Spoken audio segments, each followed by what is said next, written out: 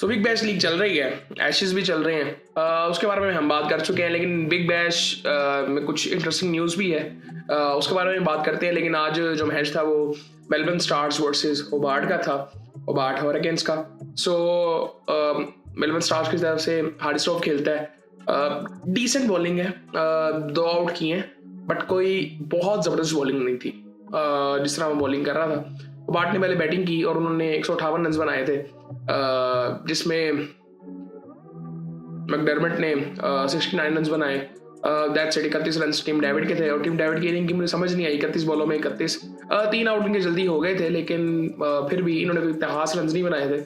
Bowling की अगर बात करें तो मैक्सवेल ने 3 ओवरों में 22 रन देके 1 आउट किया, टॉम करन ने भी 1 आउट किया, पीटर सीडल ने भी 3 आउट किए, और हार्डी स्टॉप ने 2 आउट किए 33 रन देके 4 ओवरों में, और मार्कस स्टोनिस ने 3 ओवरों में 18 रन देके 2 आउट किए, और उसने बैटिंग बड़ी ज़बरदस्त की। उसके बाद मेलबर्न स्टार्स बैटिंग के लिए आता है तो वो बड़े कंफर्टेबली 8 विकेटों से मैच जीतते हैं। रॉजर्स और क्लार्क ओपन करते हैं। रॉजर्स के 30 रन 18 बॉलों में, क्लार्क के 20 रन, और उसके बाद फिर कैंपबेल आता है वो 41 रन बनाता है 27 बॉलों में, और मार्कस स्टोनिस उसके साथ जो कि कप्तान है 62 रन वो भी बनाता है 31 बॉलों में। 36 साल इसकी उम्र हो गई है, और ये बड़ा ज़बरदस्त प्लेयर है T20 का। सो उसके बाद बॉलिंग की अगर थोड़ी सी बात करें तो 2 आउट किए हैं जी रिशाद हुसैन ने, जो कि बांग्लादेश से जिनका ताल्लुक है, ये भी इस दफ़ा बिग बैश खेल रहे हैं। क्रिस जॉर्डन भी इसमें थे, उनको रन्स पड़े हैं 3 ओवरों में 41 रन उनको पड़े हैं। बड़ी ना मेरी अजीब सी फीलिंग है बिग बैश को देखते हुए, वो इसलिए मुझे ना इनकी समझ नहीं आती। बहुत दफ़ा ऐसे हो चुका है, आई थिंक पहले भी कई दफ़ा ऐसे था कि एशेस चल रहे होते हैं और बिग बैश भी हो रही होती है, इनकी अपनी कोई ना कोई सीरीज चल रही होती है और बिग बैश हो रही होती है। अब फॉर एग्जांपल मैं किसको देखने के लिए मैच देखूंगा, ये कोई भी अगर मैच देखेगा तो किसको देखने के लिए देखेगा?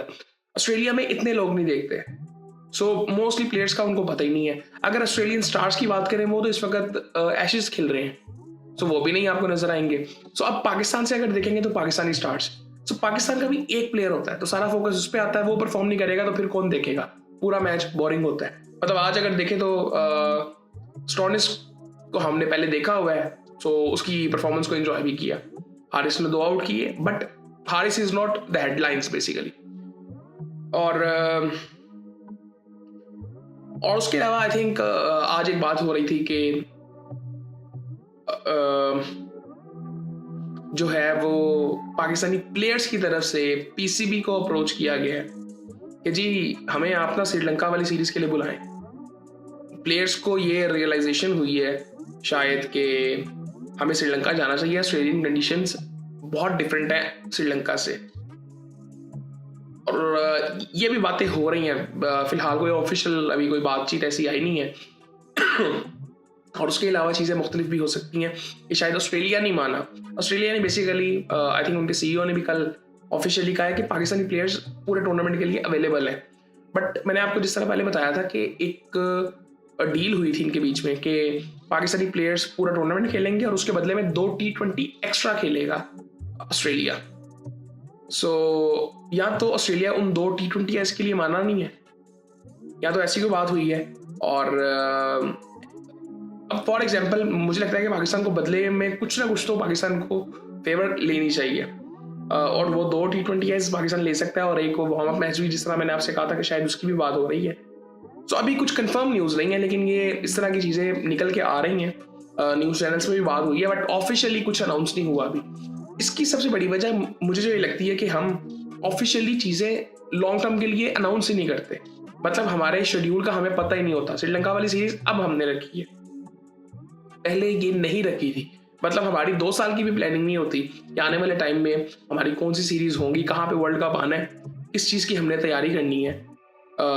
सो आई थिंक ये बोर्ड की तरफ से आई थिंक बड़ी अजीब सी चीज़ें हैं, और ये पाकिस्तान को अगर टॉप टीम रहना है ना और बनना है, अभी तो फिलहाल मैं कहूँगा कि बनना है, तो पाकिस्तान को ये चीज़ें करनी पड़ेंगी। प्रोफेशनलिज्म में बहुत कमी है प्लेयर्स के अंदर भी, और मैनेजमेंट के अंदर तो बहुत ज़्यादा है फिलहाल, और आई थिंक हमें ये चीज़ें सीखनी पड़ेंगी। लेकिन मैं अगर ये बात सच है कि प्लेयर्स की तरफ से ये बात की गई है,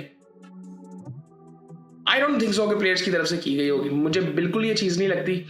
और कि मुझे नहीं लगता कि बाबर आजम ने कभी भी ये कहा होगा, क्योंकि बाबर ने भी आई थिंक ये बात कही है कि हम पूरे टूर्नामेंट के लिए हैं। शाहीन ने भी कही है ऑफिशियली कि हम पूरे टूर्नामेंट के लिए हैं। सेम आई थिंक रिजवान ने भी ये बात कही है, और उनके सीईओ ने भी कल परसों ये बात कही है officially. So I don't think so कि प्लेयर्स ने पीसीबी को कहा होगा कि आप हमें बुलाएं, मुझे नहीं लगता है, मुझे ये बात लगती नहीं है। और मेरे ख्याल से पाकिस्तान का इधर आना कोई इतना मतलब ऐसा डिसीजन नहीं है कि जहाँ पे आप कहो कि उनके लिए बहुत मुश्किल होगा यहाँ पे सेटल होना आके श्रीलंका की सीरीज के लिए। हाँ, अगर आपकी पहले प्लानिंग होती तो आप फिर कहते। मेरे एग्जाम में ये बात भी थी जो मैंने आई थिंक की भी थी कि आप वो ऑस्ट्रेलिया वाले मैचेस श्रीलंका में भी खेल सकते हो अगर पॉसिबल हो सके, तो वो भी एक अच्छा फैसला हो सकता है। पता नहीं अब उस बारे में सोचते हैं कि नहीं।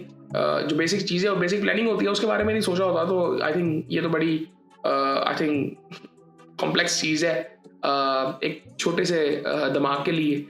सो आई थिंक ये चीज़ें बड़ी इंपॉर्टेंट हो जाती हैं, लेकिन मुझे बेसिकली लगता है कि जब ये चीज़ें अचानक होती हैं ना तो ज़्यादा बुरी लगती है।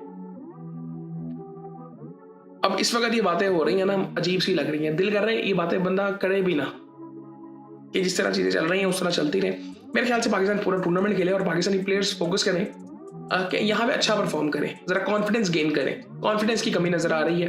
और एक और चीज़, मैंने आमिर की एक वीडियो देखी, उसने आई थिंक रिएक्शन अपना दी है जो शाहीन की बॉलिंग है, और मैं समझता हूँ बेसिकली कि Aamir basically is a very good brain, bowling brain basically. और मुझे लगता है कि इसकी सेंस बहुत बेहतर है। वसीम अकरम की हम बात करते थे, मुझे इसमें वो चीज़ नज़र आती है बेसिकली, और ये बात जो करता है उसकी सेंस बेसिकली बनती है, वो लॉजिकल बात होती है। और उसका ये कहना था कि शाहीन पूरी तरह से फिट नहीं है, और उसकी ये बात ठीक हो सकती है। जिस तरह मैंने पहले मैच में बात की थी जो शाहीन का था, कि उसमें शाहीन ने पहला बॉल 130 का किया, फिर 119 का किया, फिर 121 का किया। ऑस्ट्रेलिया में शाहीन जब आया था 145 से वो स्टार्ट करता था, और ये रियलाइजेशन उसको है ही नहीं। अभी आई थिंक किसी इंटरव्यू में मैं सुन रहा था कि कोई बात हो रही थी स्टार्क और उसकी, सो ही सेड कि वो तो बहुत फास्ट है, हमसे तो बहुत तेज है। बिल्कुल आपसे बहुत तेज है, लेकिन आप भी 145 में बॉल करते थे, और आपकी एज कुछ नहीं है, या तो आप फिट नहीं है। सो ये चीज़ें आई थिंक बहुत इंपॉर्टेंट हैं, और वो इम्पैक्ट अभी नज़र नहीं आया शाहीन का वापस आने के बाद भी। उसने वेरिएशन सीख ली है बेसिकली, ये नहीं कि वो अगर फिट नहीं है वो पूरी तरह से फिट हो जाए, उसने वेरिएशंस पे काम करना शुरू कर दी है। सो ये मेंटालिटी आई थिंक बड़ी डिफरेंट है। बट आई थिंक मुझे लगता है कि ये चीज़ें जो चल रही हैं ना, इनको हल होना चाहिए, और रिस्पेक्ट पाकिस्तान की कहीं नहीं जानी चाहिए। सबसे पहले पाकिस्तान की रिस्पेक्ट, अगर तो ये डील दोनों साइडों से है तो उसके मुताबिक चलें। अगर तो नहीं मानता ऑस्ट्रेलिया, तो फिर आप अपने प्लेयर्स को वापस बुलाएं, बट ऐसा मत करें कि आपके ताल्लुकात ख़राब हों किसी बोर्ड के साथ भी। वो अच्छी बात नहीं है, और वो आई थिंक मुझे लगता है पाकिस्तान करेगा भी नहीं। और बाकी आई थिंक फिर आपसे बात होती है।